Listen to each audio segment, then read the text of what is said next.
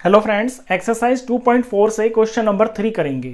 Factorise the following using appropriate identities. इनको आपको factorise करना है और प्रॉपर आइडेंटिटी का यूज करके करना है। फर्स्ट पार्ट देखिए, 9x² plus 6xy plus Y square. अब यहाँ पे जो पहली टर्म है और लास्ट टर्म पे आप फोकस करोगे तो ये आपको स्क्वायर में दिखाई देंगी। तो इनको जो है ना हम होल स्क्वायर की फॉर्म में लिख लेते हैं। 9x² को मैं लिख सकता हूं 3x का होल स्क्वायर और y² को मैं लिख सकता हूं y का होल स्क्वायर। अब हमारे पास एक आइडेंटिटी होती है a plus B whole square. a का स्क्वायर प्लस में 2ab और प्लस में b का स्क्वायर। यहां पे मैं पहले स्क्वायर वाली चीजों को देख रहा हूं और फिर मैं देखता हूं कि बीच में जो मेरी टर्म है ना वो प्लस की है या माइनस की है। तो यहां पे ये प्लस की टर्म लिखी हुई है। तो ये जो मेरा लिखा हुआ है ना क्वेश्चन, ये कुछ इस फॉर्म में लिखा हुआ है। थोड़ा आपको पहचान करनी है। अब बीच में मैं अगर इसका ट्वाइस करता हूं, ये जो मेरे a आए हैं और ये जो मेरा b आया, इसका मैं ट्वाइस अगर करता हूं तो ये 6xy आ जाएगा।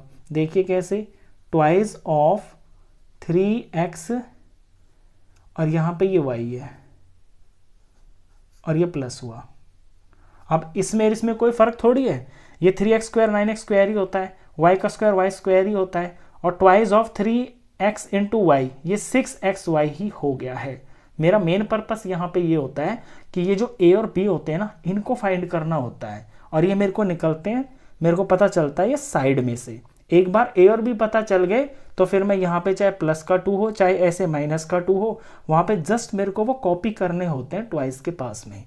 अब ये मुझे पता चल गया कि ये इस तरह से लिखा जाता है, यानी इसके जो फैक्टर है ना वो ये है। इस फॉर्म को हम इस फॉर्म में लिख सकते हैं। तो a plus B whole square की फॉर्म में अब इसको मैं लिख सकता हूँ, जहाँ पे a है मेरा यहाँ 3x, जो पहला आया है ये a है और b है यहाँ पे ये y। अब मैं इसे एक ब्रैकेट में इस तरह लिख सकता हूँ, 3x में 3x और ये प्लस y और ये इसका होल स्क्वायर लिखा हुआ है। अब स्क्वायर का मतलब हो गया 2 बार, ये 2 फैक्टर्स हैं तो मैं इन्हें अलग अलग करके भी लिख सकता हूँ फाइनल आंसर में, क्योंकि मुझे फैक्टर्स पता करने हैं ना। तो इसके 2 फैक्टर्स हैं, उन 2 को मैं ऐसे अलग अलग करके लिख सकता हूँ, 3x प्लस वाई इंटू में 3x प्लस वाई। ये इसका आंसर हुआ। अब आते हैं सेकंड क्वेश्चन के ऊपर। सेकंड क्वेश्चन में भी यहाँ पे 3 टर्म्स दे रखी हैं। इन 3 टर्म के अंदर यहाँ सबसे पहली टर्म और लास्ट की टर्म जो है ना, इन्हें मैं स्क्वायर होल स्क्वायर की फॉर्म में लिख सकता हूँ। यानी ये कुछ कुछ मेरा इसी तरह का बनने वाला है। तो मैं इन्हें पहले करता हूँ। 4y² को मैं लिख सकता हूँ 2y का होल स्क्वायर, क्योंकि 2 का स्क्वायर 4 हो गया, y का स्क्वायर y² हो गया। और 1 को भी मैं स्क्वायर की फॉर्म में लिख सकता हूँ। 1 को मैं 1 का स्क्वायर ही लिख दूंगा, क्योंकि 1 का स्क्वायर भी 1 ही होता है। तो ये अब बीच में यहाँ पे माइनस है, यानी यहाँ पे ये जो आइडेंटिटी है ना, ये a minus B whole square वाली है। अगर आप इसे ध्यान से देखोगे तो ये कुछ इस तरह से लिखा हुआ है, a का स्क्वायर माइनस 2ab और प्लस में b का स्क्वायर। यहाँ पे a और b की मैंने पहचान कर ली है। a यहाँ पे आ रहा है 2y और b यहाँ पे आ रहा है ये 1 और माइनस का यहाँ पे लिखा हुआ है, इट मीन्स की माइनस वाली प्रॉपर्टी लग रही है। तो बीच में बस मेरे को -2 और a और b को साथ में प्रोडक्ट फॉर्म में लिख देना है। आंसर यही आएगा -4y।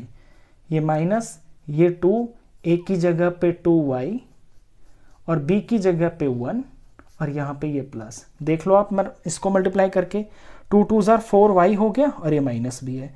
तो a और b मेरे को पता चल गए। तो इसका जो आंसर होगा, इसकी जो फैक्टर्स होंगे वो ये होंगे, a माइनस बी का होल स्क्वायर। तो a की जगह 2y है, ये माइनस हुआ, और b की जगह पे ये 1 है, इसका होल स्क्वायर। तो ये चीज़ इस फॉर्म से इस फॉर्म में आ जाएगी।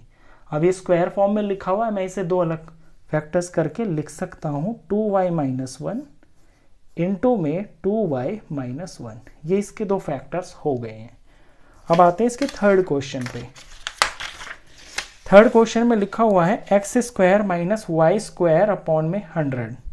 अब ये दोनों टर्म स्क्वायर में लिखी हुई हैं। एक फॉर्मूला होता है हमारे पास जिसमें 2 ही टर्म होती है और दोनों में स्क्वायर होता है, a² माइनस b²। ये बराबर होता है a प्लस बी इंटू में a माइनस बी। ये आइडेंटिटी मेरे को यहाँ लगती हुई दिख रही है, क्योंकि ये जो लिखा हुआ है ये इस फॉर्म में लिखा हुआ है। अगर यहाँ से मैं a पता कर लूँ और b पता कर लूँ तो ऐसे दो ब्रैकेट बनेंगे, उनमें एक में a प्लस बी लिखा जाएगा और दूसरे में मल्टीप्लाई में a माइनस बी लिखा जाएगा। अब a और b मैं यहाँ से पता करता हूँ। ये एक्स स्क्वायर लिखा हुआ है ना, मैं इसको लिखूंगा कि ये स्क्वायर है किसका, तो ये x का ही तो स्क्वायर है, यानी ये मेरा a हो गया। ये माइनस ये वाई स्क्वायर अपॉन में 100 लिखा हुआ है, तो वाई स्क्वायर का तो y ही हो गया। अगर इसका मैं स्क्वायर रूट निकालता हूँ और 100 को मैं लिख सकता हूँ 10 का स्क्वायर, यानी y बाय 10 का होल स्क्वायर मैं करूँगा अगर, तो फिर मेरा यही आ जाएगा। y का स्क्वायर y स्क्वायर हो गया और 10 का स्क्वायर करेंगे तो 100 आ गया। तो यहाँ से मुझे a और b पता चल गई। a तो है x और b है यहाँ पे y बाय 10। बस इसके ये दो फैक्टर्स होते हैं, यहाँ a और b की जगह मैं ये फिल कर दूंगा, मुझे दो फैक्टर पता चल जाएंगे।